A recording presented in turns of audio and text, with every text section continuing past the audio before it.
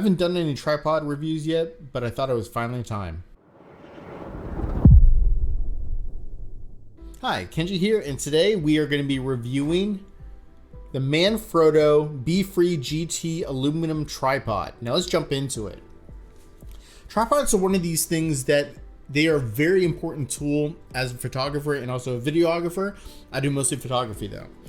And tripods are very, very important when you need to basically take double shots and be able to erase certain things in the background, or if you need to, just have more of an ease when you are taking shots so that you don't have to have your eye glued to the camera. You can basically bring your head away and actually still keep everything perfectly framed up. So if you are a photographer and you don't have any tripods at all, I really suggest that if you are looking for your very first tripod, don't cheap out and actually end up getting a really cheap tripod. I suggest that you get a tripod that will last you a really, really long time, because most tripods, they will, if you actually get a decent tripod. And then that way you won't be nickel and diming yourself with $50 tripods for multiple years in a row. Just get one that will last you a really long time, and you can basically beat it to death and it's still going to keep working for you. So let's go ahead and talk a little bit about this tripod. First, the price on this tripod is $245. Now that actually might sound like a very expensive price, but when it comes down to tripods, it's actually a pretty good price, and it's in one of those price ranges where you're not basically getting like a super cheap tripod that's going to fall apart on you, but you're also not spending, $700-800, which you can easily spend on a tripod once you start getting up there. Especially if you start talking about carbon fiber and video tripods that can take a ton of weight.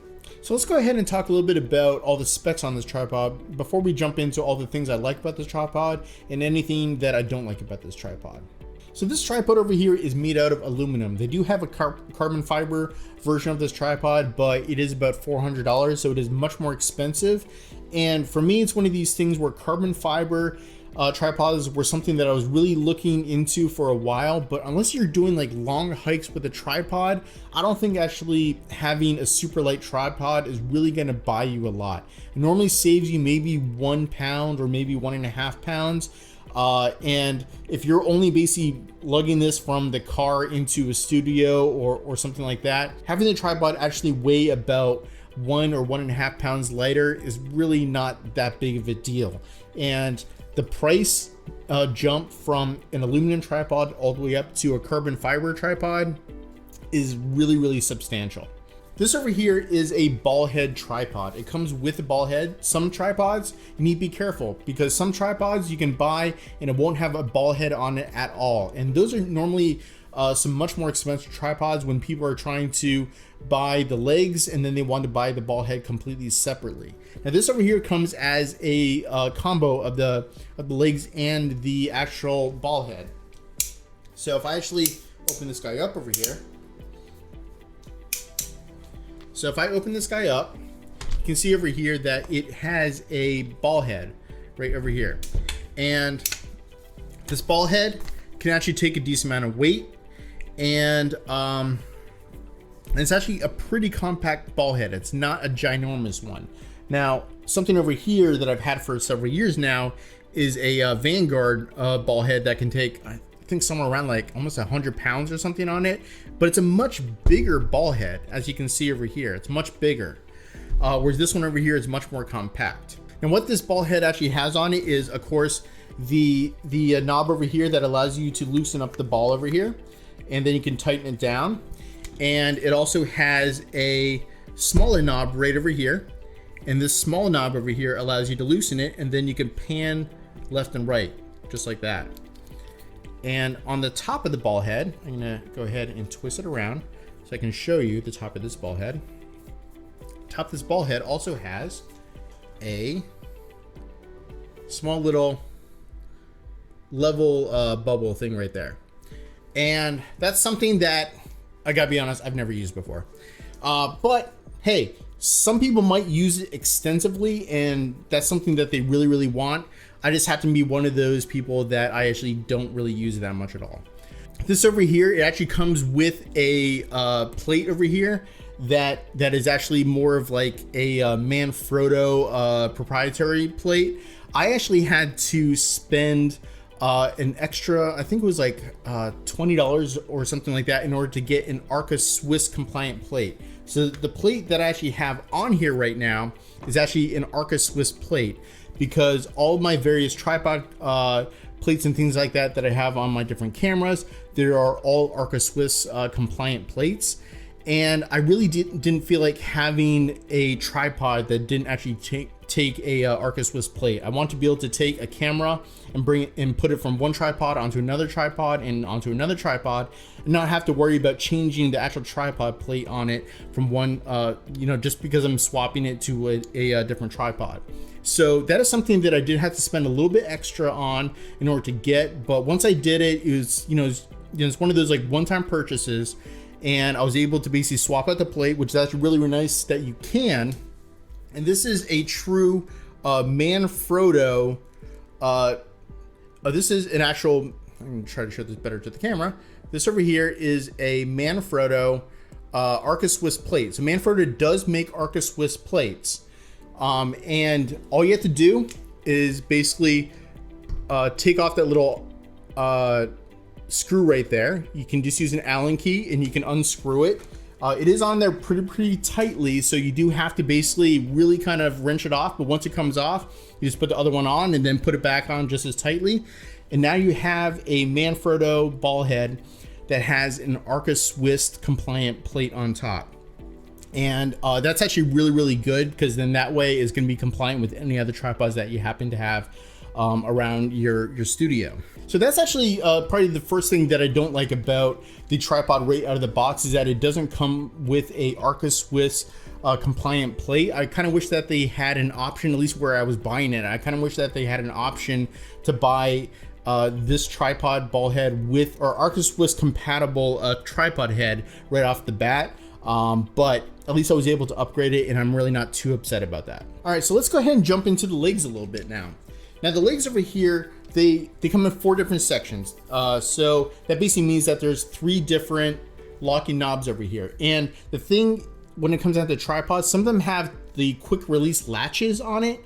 I actually don't like those latches, because there's no way to really like crank down to really make them tighter. And over the years, they will kind of wear down, and eventually they are not going to be able to hold up the weight anymore. And then all of a sudden you're going to be on a shoot, and when you have one of your legs basically start to slowly collapse down on you and your camera goes over, you are going to be really, really upset. So while it is faster to be able to basically unlatch the 3 clips, pull all the legs out, and then basically tighten them back up, I really don't think actually having the screw locks on here actually makes it any slower to be able to set up. And you know what, when it comes down to unlocking it to collapse it again, you still have to go to every single leg section and actually unlock each one before you can collapse it. Now maybe the unlocking is a little bit faster to just flip something up as opposed to having to unscrew it. That is gonna be a little bit faster, but you're saving yourself maybe just seconds. Because what I normally do when I'm actually trying to open up this tripod is I grab all 3 of these and I just hold all 3 and I just twist. And once I do that, I do a quarter turn, and now I can open it all the way up. And then I just go to each leg, and then I just end up tightening up each one. And collapse this back up again. And then once I basically, actually you just saw me do it right there. Once I collapse everything back up, the way that I lock things back down again is I basically just grab all 3 and I just twist it a quarter turn the opposite way. And I can do all 3 at once. So actually having the latches on each of the joints, it doesn't really buy you a ton of time. So when you're looking at tripods, don't necessarily make the locking like flip latches something that you are looking really, really closely at, because it's not going to make much of a difference. So let's go ahead and talk about the minimum and maximum height of this tripod. Now, when all 3 legs are out and you're trying to get to the max height, you can actually get up to 65 inches with the head completely up. So that basically means that when this thing is open and this head is all the way at the very, very top, you can be at a full 65 inches to the top. Now, if you want to actually have a little bit more stability, because I normally don't like to have my tripod center column extended all the way out like this, Normally what I like to do is I like to actually have the tripod or the center column actually down, maybe halfway. And the reason why is because it makes things a little bit more stable because you're dropping that center of gravity a little bit lower. But also it gives me a little bit more room if I want to basically raise it up, maybe just a little bit, or maybe drop it just a little bit. So I like kind of having it maybe a little bit off the bottom over here so it's not completely bottomed out. But if you do bottom out completely with all the legs extended, then you're talking about 55 inches for the max height. The minimum height over here is actually really interesting. And the reason why is because a lot of tripods actually have a center column like this over here. When it has a center column like this, a lot of times that will actually really limit the minimum height that you can get on a tripod. And this is the one reason why I got this tripod, even though I had other tripods. So this over here, other tripods have the ability, I'm gonna actually move the mic slightly. So many tripods out there actually have the ability to actually have the legs over here. You can actually press buttons on the legs, and then you could extend them pretty much all the way out so that they are really close to the ground.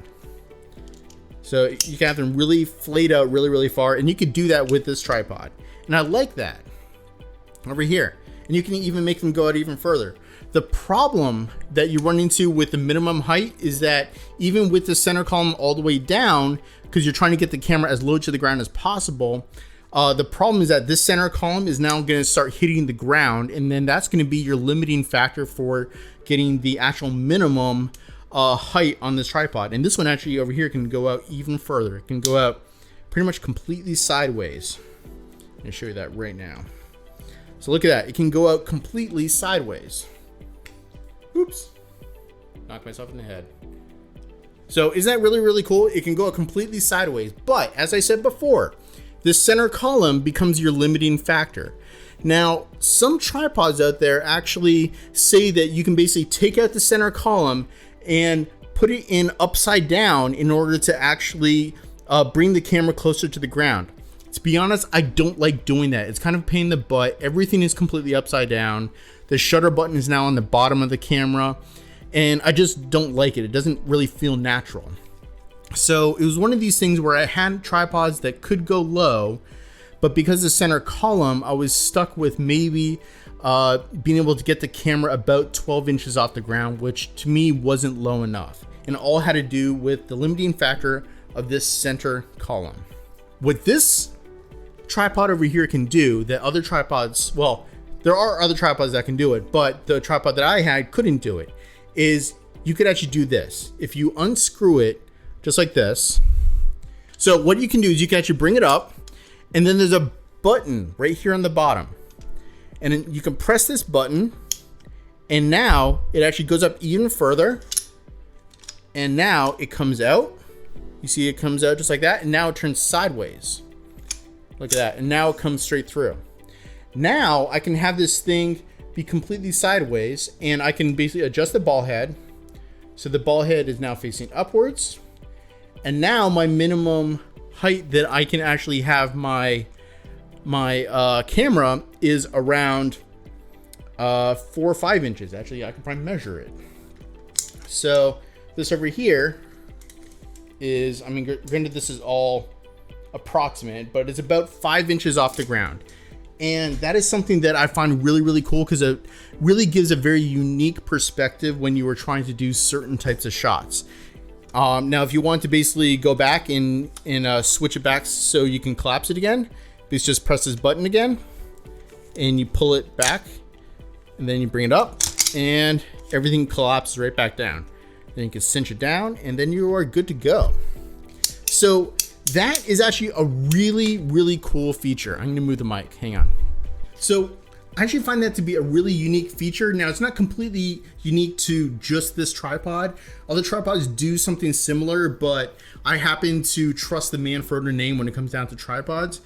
And when I saw that this tripod could do it, and the price was around 250 bucks, I thought, you know, this could be the tripod that I pretty much use for almost everything. And when I got it and I actually got to play with it, this is a super sturdy tripod. Now, another thing I think that is really, really cool about this tripod is also how it can actually fold up as well, because I've had other tripods that are really, really good, except for the fact that when I am ready to travel, the tripod over here, the shortest it can actually get is something like this, you know, and this length over here is, you know, with the actual tripod plate on top kind of turns sideways, is 23 inches. So 23 inches over here from the side that's right over here all the way down to here. And there are a lot of tripods that are kind of like that. Now, I'm really glad that the industry started moving in the direction of being able to flip the legs completely around backwards. And this one, it can definitely do that. So when I'm ready to travel, all you have to do is you basically just bring this tripod collar or the tripod head all the way up to the very top. And then you can basically take the legs and they flip completely upside down. Oops. And you can bring all three legs completely upside down, and then that actually ends up saving you a lot of space inside your bag, because this over here now has a size of 16.5 inches or 16.75 inches. So 16.75 inches versus like 23 inches, that saves you a lot of extra space. So having this being 16.5 inches actually really, really helps. It makes it so it is really, really compact, and so it fits really easily inside of a bag. And by the way, this thing does come with a little canvas bag.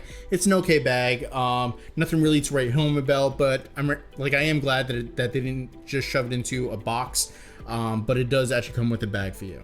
So let's go over the last couple specs. Now, this over here has a maximum weight load of about 22 pounds, which is a really good amount of weight. And being able to hold that much weight on a tripod is really good, because some tripods, like, they are really, really flimsy and they can only hold maybe 10 pounds. So if you have a really heavy lens and also a pretty heavy camera body with a battery grip, then that could actually become kind of tough for some tripods. And if you're trying to do any sort of shots with, you know, astrophotography, where you need to have your camera on a tripod for a really long period of time and have zero camera shake, you really want to have a tripod that is sturdy and that can actually hold a decent amount of weight. Because something you can also do with this tripod is you could also hang something from like this little hook over here on the bottom, and that will allow you to add extra weight and actually have it hang down below. And this will make it so that it drops the center of gravity even more. But when you add that extra weight to the center column along with the lens and the camera body, that all adds up to, you know, whatever it is, whether it's 15 pounds or 20 pounds. And this over here can handle up to 22 pounds. So it's pretty good. It's pretty good to be able to do that. Normally I don't need that sort of max weight, but it's always good to know that I have a tripod that can actually handle that sort of weight. Now, the last spec I want to talk about is the weight of this tripod. This guy over here weighs in at 65 ounces, so it is a little bit of a heavier tripod. And that is because it is made out of metal, it's made out of aluminum, and it's not made out of carbon fiber. And it's also not made out of plastic or really cheap, really thin aluminum. So this is a little bit heavier of a tripod, and if you're going to be going on a really, really long hike, maybe this isn't the tripod for you. But for my purposes and what I use tripods for, the weight of this tripod really doesn't bother me at all. I already talked about that before, that, you know, if I'm just bringing this from the car out to the studio, you know, things like that, the weight of this tripod really doesn't bother me at all. And I wasn't willing to spend an extra $150 in order to get the carbon fiber version of this. So let's go ahead and talk about my final thoughts of this tripod. This tripod over here comes in at $245, and it is a super sturdy tripod, and it can hold up a lot of weight. It has a lot of really, really great features, things like being able to turn that center column completely sideways in order to get that camera really close to the ground, and I really like being able to have that option.